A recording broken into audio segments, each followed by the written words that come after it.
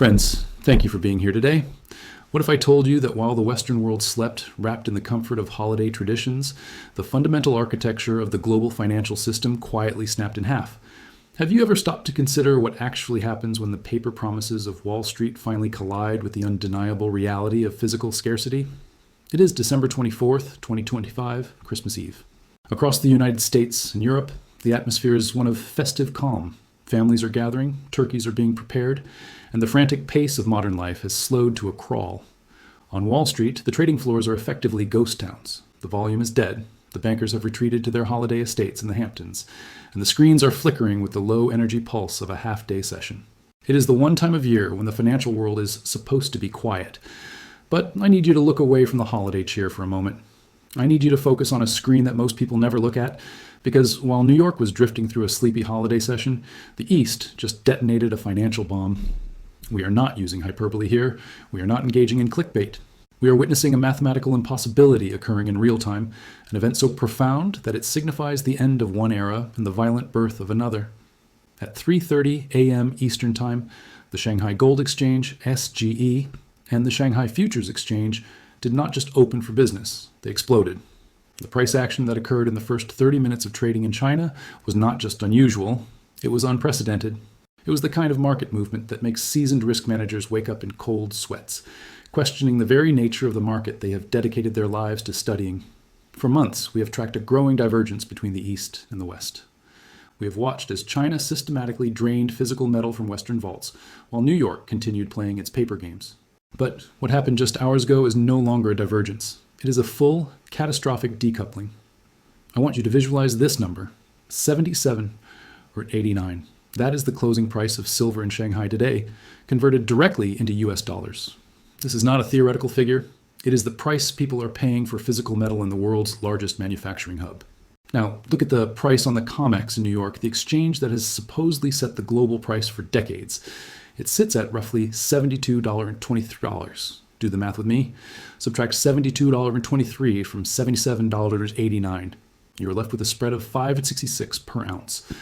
To the uninitiated, a $5 difference might seem like a quirk of the market. But to anyone who understands how modern finance works, this is a crime scene. In the history of the modern precious metals market, the computerized, interconnected, globally arbitraged market we have lived in since the 1980s, we have never seen a sustained spread like this between major exchanges. Historically, the difference between London, New York, and Shanghai is measured in pennies, perhaps 50 cents on a volatile day to account for shipping and logistics. A spread of $5.66 is not a market inefficiency. It is evidence of a broken system. It means the global arbitrage mechanism, the invisible glue that holds world prices together, has dissolved. Now, you might be asking yourself how such a massive gap can exist without being immediately exploited. Which brings us to the failure of the mechanism traders usually call free money. To truly understand the gravity of this situation, we must first understand how the market is supposed to work. The financial world relies on a principle called arbitrage. It is the mechanism that ensures an ounce of silver in New York costs roughly the same as an ounce of silver in Tokyo or Shanghai.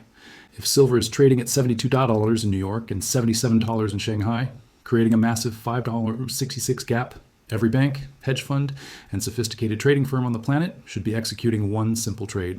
They should be buying silver in New York at the lower price, putting it on a plane, and selling it in Shanghai at the higher price. They would pocket the $5.66 difference as pure, risk-free profit. In the trading world, this is mechanical. It requires no prediction of the future, no analysis of charts. You simply buy low, move the asset, and sell high. Normally, this buying pressure in New York would drive the price up, and the selling pressure in Shanghai would drive the price down until the two prices met in the middle. The gap would close. That is how efficient markets function. So why isn't it happening? Why is the gap not only persisting, but widening by the hour? There is only one explanation, and it is the scenario that central banks and bullion banks have feared for 50 years. The arbitrage is failing because the metal in New York cannot be moved. When banks try to buy the silver at $72 to ship it to China, they are discovering a horrifying truth. It isn't actually there. The price you see on the COMEX screen is a paper price. It is the price for a contract, a digital promise, an IOU. But the price in Shanghai, $77.89, is the price for reality. It is the cost of actual physical, hold-in-your-hand silver. The bridge between the paper world and the physical world has collapsed. The banks are trapped in a nightmare where they can see the profit, They can calculate the profit, but they cannot touch the profit because they cannot source the physical metal required to execute the trade. I want to pause here for a moment because this is the absolute crux of the matter. This failure of arbitrage challenges everything we have been told about how global markets function. I would love to hear your thoughts on this in the comments below. Do you believe this is a temporary glitch, or are we witnessing the permanent breaking of the Western financial system? Please leave your perspective in the comments section. But price is not the only variable we need to watch. We must also talk about the terrifying velocity of this collapse. Human beings are fundamentally ill-equipped to understand exponential change. Our brains evolved to process linear progression. If a gazelle is running at a steady speed, we know where it will be in 10 seconds. But financial collapses do not move in straight lines. They move exponentially. Look at the timeline of this silver rally. It reveals a terrifying compression of time. To go from $20 per ounce to $30 per ounce, it took the market 145 days. That is nearly 5 months of grinding, slow movement. It was a standard bull market. To go from $30 to $40 took another 145 days. The pattern seemed stable. But then, the physics of the market changed. The move from $40 to $50 took only 39 days. The time required to move $10 compressed by nearly 80%. Then, from $50 to $60, it took just 12 days. From $60 to $70, it took 13 days. We have entered what technical analysts call the parabolic phase. The chart has turned into a vertical line. We are no longer in a market where price is determined by steady buying and selling. We are in a scarcity squeeze. The move from $70 to $80 may not take weeks or even days. It could happen before you finish your Christmas dinner. When a market goes vertical, time ceases to be the relevant variable. The only thing that matters is the desperate scramble for the remaining supply. While the skyrocketing price is what grabs the headlines, the true horror story for the banks is actually hidden in the internal plumbing of the market, specifically in the swap rates. This morning, a critical metric flashed dark red, a signal so alarming that it likely ruined the holidays of every risk manager at JP Morgan and HSBC. The one-year silver swap rate minus the U.S. interest rate has plunged to negative 7.18%. I know that sounds like technical gibberish, so let me explain it in plain English. In a normal healthy market, this condition is called contango. It means that silver for delivery 1 year from now should cost more than silver today. This makes sense because if you buy silver today, you have to pay to store it, insure it, and guard it. Those costs are added to the future price. But right now, the market is in backwardation. It is upside down. The market is effectively saying, if you can give me the metal right now, today, I will pay you a 7% premium over the future price. The market is willing to pay you extra to not wait. A negative rate of 7.18% is a scream of absolute desperation. It means that industrial buyers, companies like Samsung, Tesla, and solar panel manufacturers, do not believe that silver will be available in 2026. They are looking at the same inventory reports we are. They see the empty vaults, and they have made a calculated decision. They do not care about the premium. They do not care about the cost. They need the metal in their factories now because if they don't secure it today, their production lines will halt tomorrow. This is not speculation. This is panic buying for survival. Now, I know what some of you are thinking. You're remembering the past and asking, why is this different from 1980 or 2011? Skeptics will point to history. They will say, we've seen silver spike before. Look at the Hunt brothers in 1980. Look at the retail frenzy of 2011. It always crashes back down. Friends, this is a dangerous comparison because it ignores the fundamental nature of the buyers. In 1980, the silver squeeze was driven by 3 brothers from Texas, Bunker, Herbert, and Lamar Hunt. They were speculators using massive leverage to corner the market. The establishment defeated them simply by changing the rules. The COMEX raised margin requirements, the Hunts ran out of cash, and the price collapsed.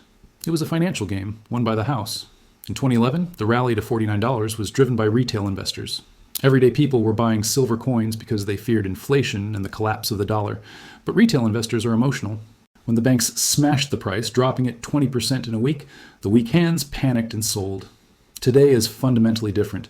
The entities driving this backwardation and draining the vaults are not 3 brothers in Texas, nor are they scared retail investors. They are sovereign nations and industrial giants. You cannot margin call the People's Bank of China. You cannot shake out a solar panel manufacturer that has a billion-dollar factory to run. These buyers are price inelastic. If a solar company needs silver paste to make panels, they will pay $70. They will pay $100. They will pay $200. Why? Because the cost of silver is still a fraction of the total cost of their product. But without it, their product and their business does not exist. The banks are no longer shorting against speculators who want to get rich.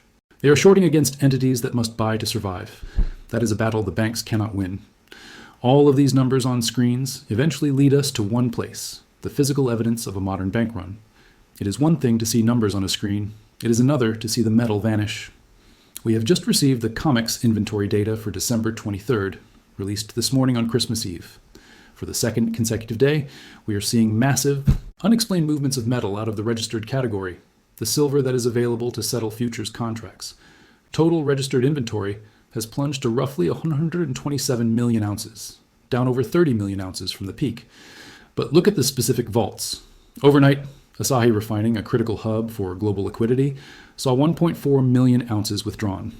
Gone. Vanished from the system. JP Morgan saw nearly 600,000 ounces leave.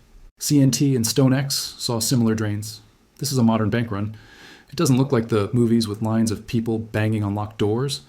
It looks like armored trucks lining up at loading docks in the middle of the night. It looks like authorized participants standing on their legal rights to demand physical delivery because they no longer trust the paper promises. Under normal market logic, record high prices should bring sellers into the market. People should be selling their jewelry and silverware. Mines should be selling forward. Inventories should be rising. But the opposite is happening. Prices are at record highs and inventories are plummeting. This confirms that trust in the paper system has evaporated. The owners of this metal are taking it home. To fully grasp the inescapable nature of this crisis, we must look at the mechanical trap, the doom loop that the bullion banks have built for themselves. This is not just a case of bad luck. It is a systemic failure of risk management that has spiraled into a death spiral. Imagine you are a bullion bank that is short silver. You have sold promises to deliver metal at $65, $68, and $70. Now the price is skyrocketing. You're bleeding capital. Your instinct, honed over decades of market dominance, is to suppress the price. You throw short contracts at the market, you use algorithms to paint the tape, you do everything in your power to keep the New York price at $72. Under normal circumstances, this works. It scares off speculators and triggers stop losses. But in this environment, suppressing the New York price is the equivalent of pouring gasoline on a fire. Step 1. The banks successfully hold the New York price down to $70. They pat themselves on the back. They think they have bought some time. Step 2. Because they have held the New York price down while the Shanghai price reflects reality, the spread widens. The gap grows from $3 to $5 and potentially to $6 or to $7. Step 3. This artificially wide spread acts as a massive, irresistible magnet for physical metal. It incentivizes every rational actor in the world, every refiner, every trader, every logistics company, to buy every available ounce in New York and ship it to China. Why would anyone sell in New York for $72 when they can sell in Shanghai for nearly $78? Step 4. The vaults in New York are drained at an accelerating rate. The more the banks suppress the price, the faster the metal leaves. They are literally subsidizing the destruction of their own exchange. Step 5. The vault inventories hit critical levels. The registered category approaches zero. At this point, the COMEX faces a default event. They have to declare that they cannot honor their contracts. The paper market dies, and the price discovery moves permanently to where the metal actually is. This is the doom loop. The banks are damned if they do and damned if they don't. If they let the price rise to match Shanghai, they go bankrupt from their short positions.